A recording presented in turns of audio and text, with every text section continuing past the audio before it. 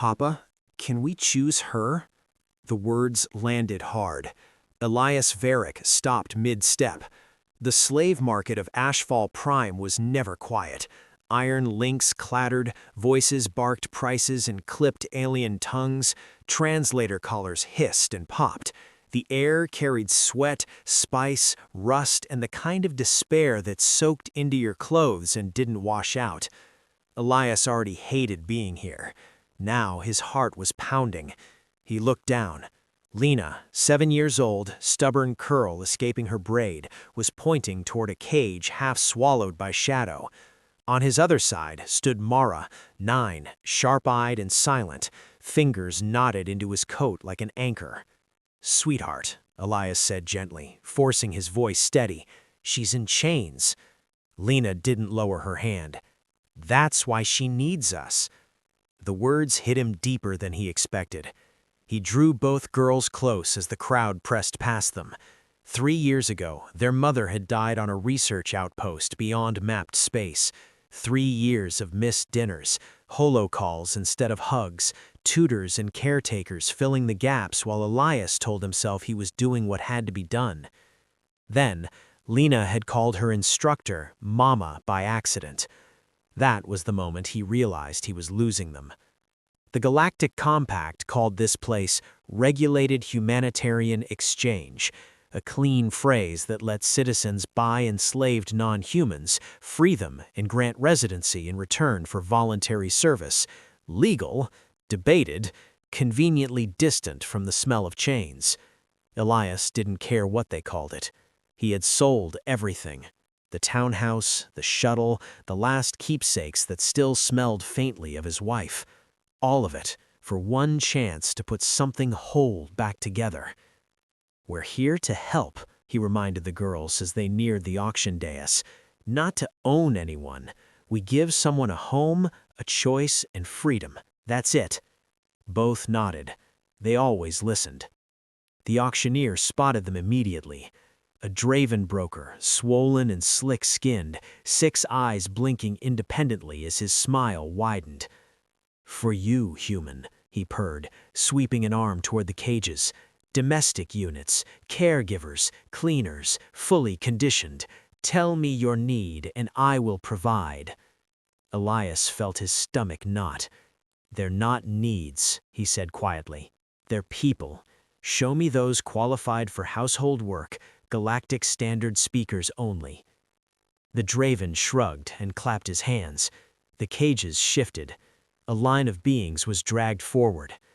Elias didn't look at physiques. He looked at faces. He searched for something he couldn't define. Maybe patience, warmth, someone his daughters wouldn't flinch away from in the dark. A Zentari woman stepped into the light first. Tall, faceted skin like polished glass. She stood proud even with restraints biting into her wrists. Hope flickered. Lena stepped closer. The woman recoiled instantly, expression twisting into open revulsion.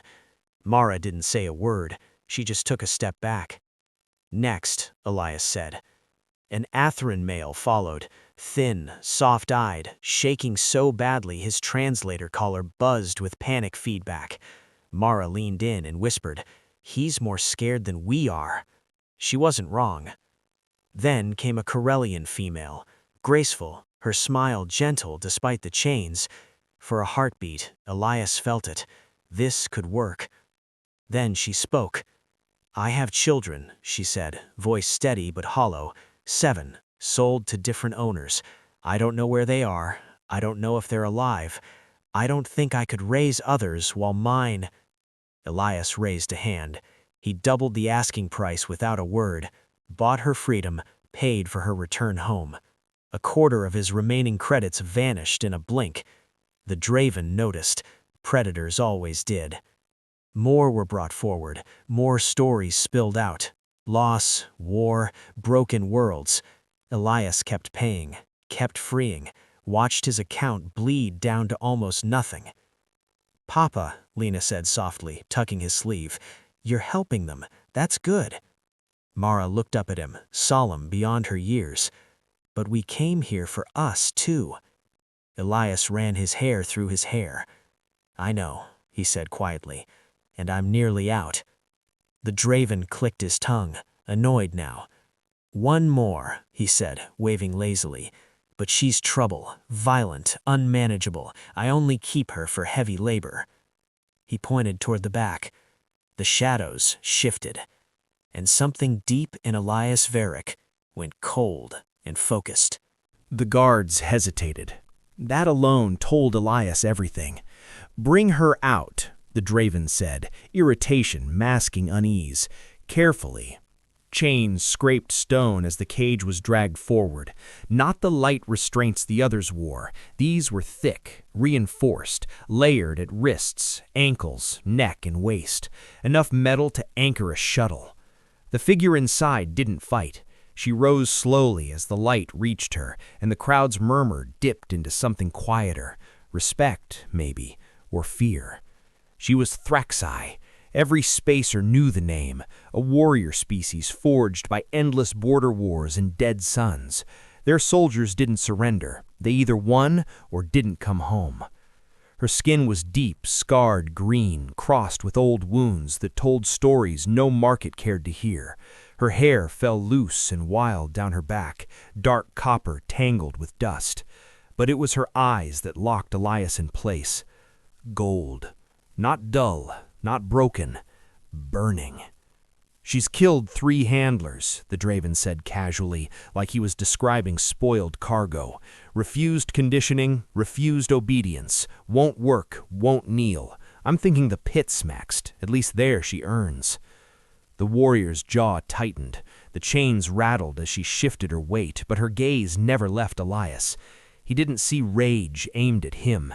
He saw fury trapped in a cage. "How did she end up here?" Elias asked. "Her world fell," the Draven replied with a shrug. "Captured in open combat, a soldier. She's passed through 6 markets. No one can break her. No one wants her." Worthless. The word hung in the air, even though no one said it. Every rational thought in Elias's head screamed to walk away. This wasn't a caregiver. This wasn't safe. This was a trained killer with nothing left to lose. Then, Lena and Mara slipped free from his hands. "Girls, wait!" Too late. They walked straight toward the kneeling warrior. The guards stiffened. Shock batons lifted. The Draven hissed a warning. The Thraxai woman tensed, but she didn't lunge. She froze. Mara, heart pounding but face calm, reached out and laid her small hand against the warrior's chained knuckles. "You're very pretty," Lena said softly, tilting her head. "Why are you so sad?" Silence crashed over the market. For a long moment, nothing happened. Then, the impossible did. The warrior's golden eyes filled with tears. Her breath hitched like she'd forgotten how to take one. When she spoke, her voice was raw, unused, filtered through the translator collar. "I had daughters. Before the war. They would be your size now." Her shoulders trembled. "I don't know where they are. I don't know if they lived." Mara and Lena turned to their father together, certainty written all over their faces, the kind only children ever carried. "That one," they said in unison. Elias felt the market tilt. This was madness. She could break him in half. She had killed professionals. She came from a culture built on war. Every sensible part of him knew better. But she was also a mother who had lost everything. And he was a father who almost had. "How much?" Elias asked quietly. The Draven stared at him. "You can't be serious." "How much?" The price was insultingly low for a Thraxai warrior, a reflection of her value. Elias transferred every last credit he had, leaving only enough for passage home and food for a month. The chains changed ownership. Elias stepped forward and knelt in front of her. "I'm going to take these off, all of them. You'll be free." Her eyes narrowed, confused. "I'm asking one thing. Help me raise my daughters, not as property, not as a servant." He swallowed. "As family." She stared at him like he'd spoken nonsense. "You would trust me with your children?" "No," Mara said, slipping her hand into the warrior's again. We're going to be your mom, and we'll help you find your daughters. That's what families do." The warrior broke. She wept openly as the chains fell away one by one. When the last restraint hit the ground, she placed her hands on the girls' heads and spoke in her native tongue. The translator rendered it simply, "I will protect them with my life. I will love them as my own. I will teach them to be strong." She stood then, tall, powerful, unbroken. But when Lena and Mara each took one of her hands, her expression softened into something fierce and gentle all at once. And as they walked away from the market together, Elias realized he hadn't come looking for help. He'd found a guardian the galaxy itself had failed. The transport lifted off from Ashfall Prime under a sky the color of bruised steel. Elias watched the slave city shrink beneath them, its towers stacked like cages, its lights flickering as if ashamed to be seen from orbit. He didn't breathe easy until the planet dropped out of view. Only then did the silence settle. Lena was asleep against the Thraxai woman's side, curled up like she'd done it 100 times before. Mara sat upright, studying their new companion with open curiosity, as if memorizing her. Elias finally allowed himself to look. Up close, the warrior was even more imposing, nearly a head taller than him, muscles carved by years of combat. Scars crossed her arms, her shoulders, one faint line cutting across her jaw. Not decorative, functional, survival etched into skin. But her hands, they were steady, gentle even, as they rested protectively near the girls. "You haven't told us your name," Elias said softly. She hesitated, as if the idea itself had weight. "My name," she said slowly, "was Karatel of the Ember Clans." "Was." Elias caught that. "You don't have to leave it behind. Names matter." Her golden eyes met his. "Where I come from, names are earned, taken, lost." Mara leaned forward. "Can we call you Kara?" A pause. Then a small nod. "You may." The ship slipped into hyperspace. For a while, no one spoke. Eventually, Kara broke the silence. "Why did you do it?" Elias knew what she meant. "You had many choices, safer ones." "I did, but none of them felt right." He glanced at his daughters. "They don't need perfect. They need someone who chooses them, someone who stays." Kara looked down at Lena sleeping against her arm. Her chest rose and fell in a slow, careful breath, as if she was afraid to move. "I failed my daughters," she said quietly. Elias didn't rush to correct her. "They were taken when our city fell," Kara continued. "I fought until I could no longer stand. When I woke, I was in chains. I have searched every market, every record. There is nothing." Her jaw tightened. "On my world, a mother who loses her children is considered broken." Mara frowned. "That's stupid." Kara blinked. Mara shrugged. "You didn't lose them. Someone took them. That's different." The words hit harder than any oath. Kara's breath caught. When they arrived at Hearth Station, the customs officers froze at the sight of her. Hands drifted towards weapons. Security alerts flickered red. Elias stepped forward immediately. "She's a citizen," he said firmly. "Voluntary resident, full protection." Kara stiffened, ready for violence. None came. The paperwork cleared. The doors opened. Freedom, real and unchained, waited on the other side.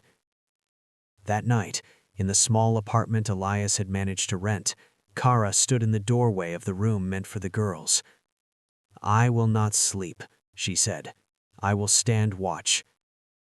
Elias shook his head. "You'll rest. That's not a request." She studied him, then nodded, slowly, deliberately. "Trust, earned in inches." As the lights dimmed, Lena rolled over and mumbled, "Good night, Mom." Kara froze.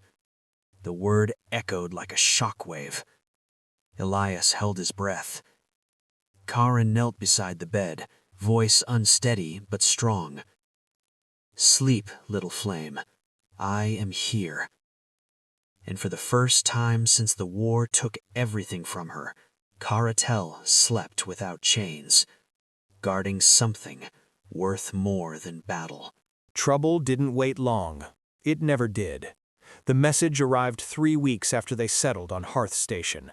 An official-looking notice wrapped in polite language and legal threat.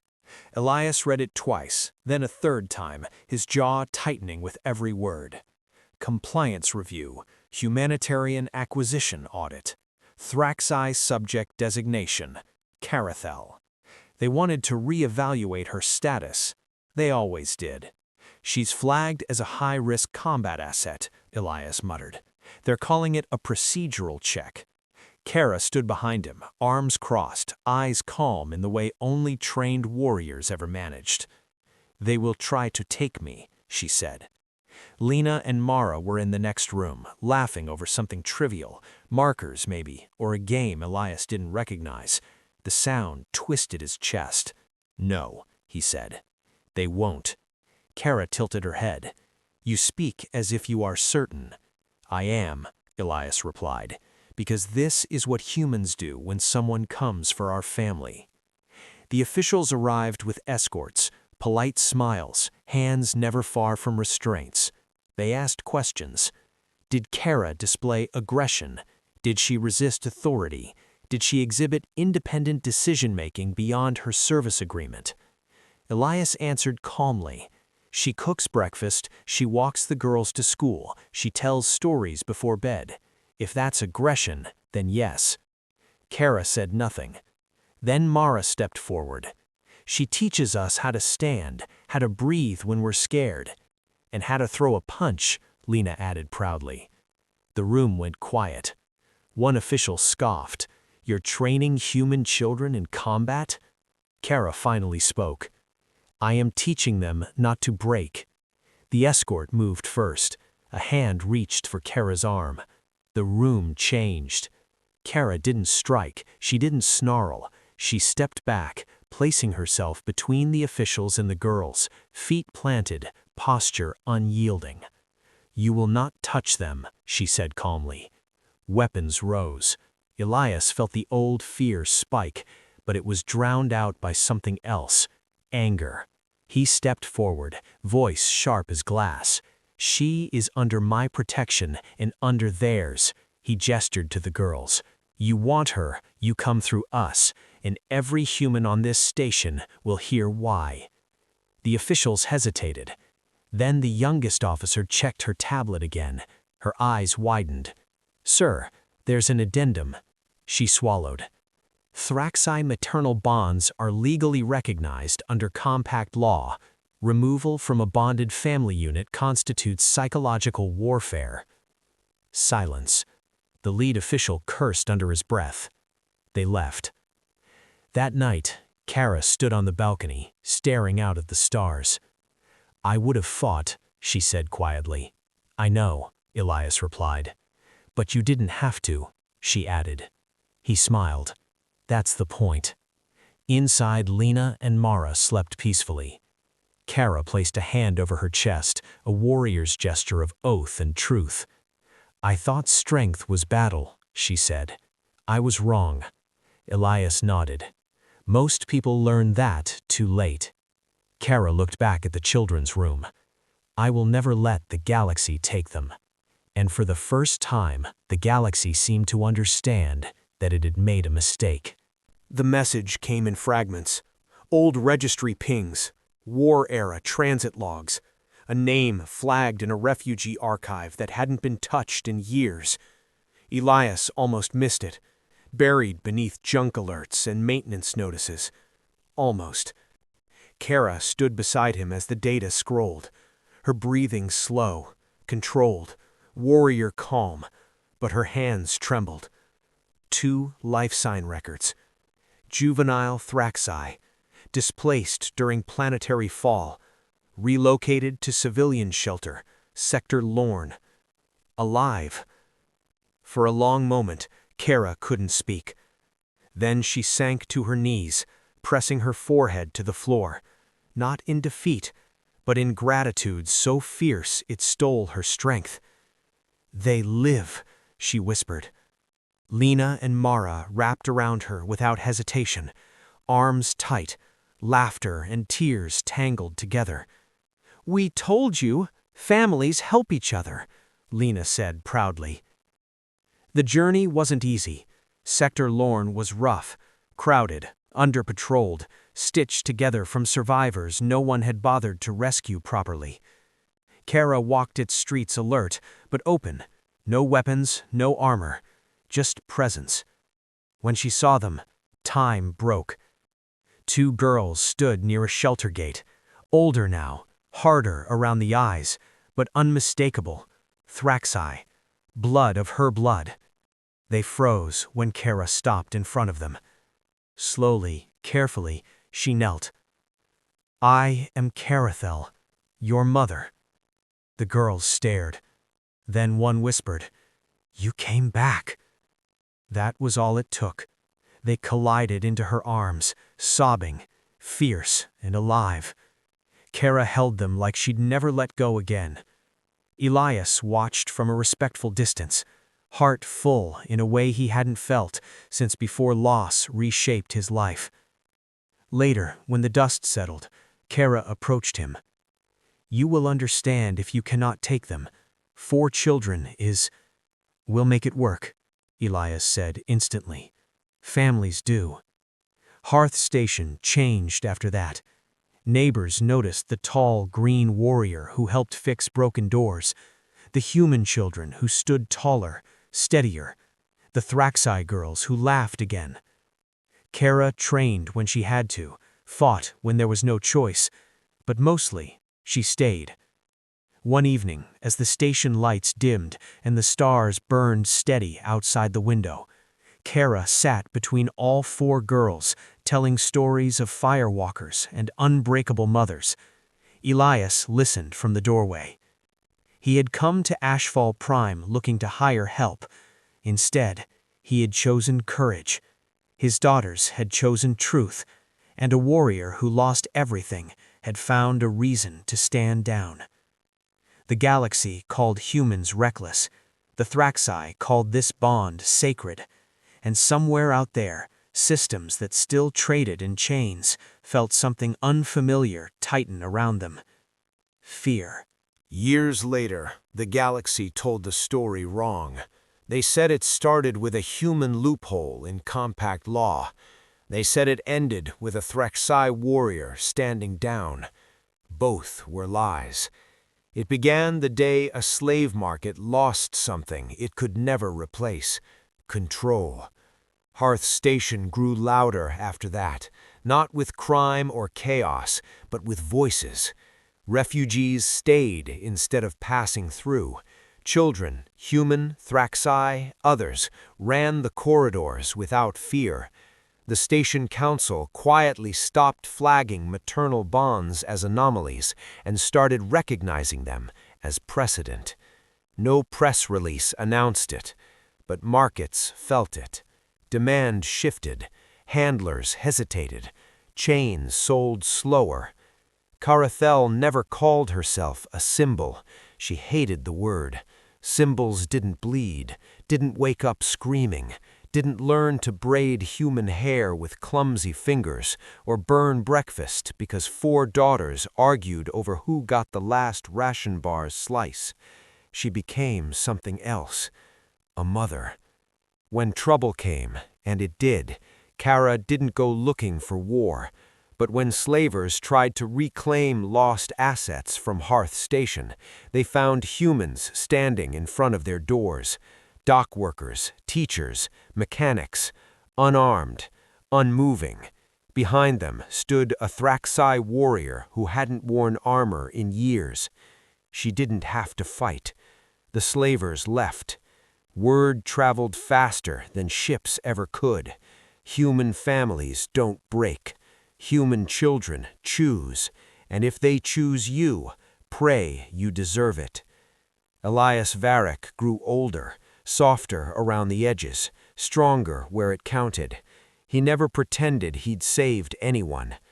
The girls did, he always said. They saw what the rest of us missed. Lena learned diplomacy. Mara learned law. Kara's daughters learned both, and combat when necessary, not to dominate, but to defend. On the anniversary of the day they left Ashfall Prime, they returned once, only once, not to the market, but above it, watching from orbit as enforcement fleets dismantled the old auction spires, piece by piece. Kara rested her hand on Elias's shoulder. "I thought I lost everything here," she said. He smiled. "You found it." Below them, the last chain house collapsed into dust. Somewhere in the galaxy, a market closed early. Somewhere else, a handler hesitated. Somewhere, a child pointed at a cage and said, "That one needs us." And the galaxy learned too late that humans don't win wars by conquering worlds. They win by choosing family.